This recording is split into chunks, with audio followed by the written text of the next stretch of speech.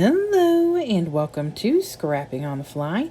My name is Kristen and I'm here with a layout for Christmas in January, a scrappy inspirational YouTube and Instagram group hop, and also doing some baby got scraps because I got some scraps I really want to get used up. I have the leftovers of my Counterfeit Kit Club challenge, and so I've still got some embellishments and the alphas I pulled from my Vicky Booten Discover and Create, and these are the papers and scraps I have left over from the kit I created based off of the original inspiration.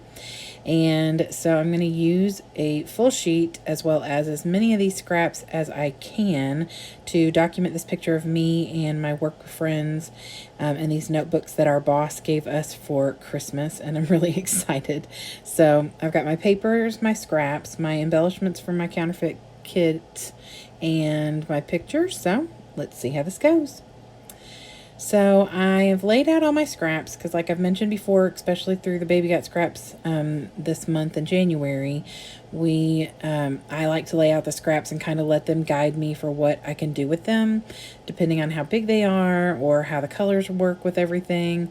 So I have this large pink paper, and of course my main paper is pink, so I don't want to layer that, and the back of it is like a yellow grid or something, and it's not what I wanted. So I decided I would just take a couple strips of this blue scrap paper and I would use it to make the difference, show the difference between the pink floral and that pink with like the little leafy bits on it. And so then I just took a bunch of the scrappy bits and started tucking them in places. I've got a bunch of the branding strips. That's one thing I definitely love about HipKit, is that they have a full 12-inch branding strip on the back on their papers, and not like the little partials. So I always keep those.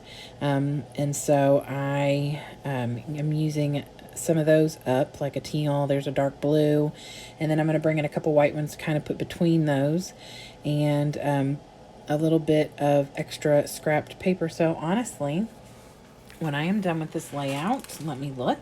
I have like 3 or 4 branding strips and a small piece of dark blue paper. It's that paper that I'm using to, segregate that pink in the middle and the pink background paper. And so that'll be easy to use on another layout. So this is how I build like these kind of little clusters of papers like this. I like to put some double-sided tape on the back so it'll keep them straight, and then I put them down and I'm going to trim them once I get them attached to the page and know where I want them. So I get those down, pull one of the pieces of tape off, and then I'm able to like manipulate it around a little bit, like if it still needs to move or if it's overlapping itself too much, I can kind of fix it, because that double-sided tape is not keeping it completely still, but it's kind of keeping them together in the form that I, like how I want them. So I get that down, and then I just start, like I said, all these little bits and pieces. This is one way to extend your paper, especially when you get things like these collections that you only get like a dozen sheets of paper. When you've got scraps left over, it looks like those are much longer pieces of paper when it really was just like a little 2-inch by half an inch or something like that. So I just tuck those in and help build up that like layers and layers. It looks like there's like 6 layers of paper back there, but it's not bulky because it's really just little bits and pieces. So, and then I trimmed the pieces of that long branding strips, and then I pull out my embellishments and select what I want to use. And this first thing is a little banner, and it's black and white, and I put a little thing up there that says "A December to Remember." That is for sure, not necessarily for all the good reasons, but it's fine.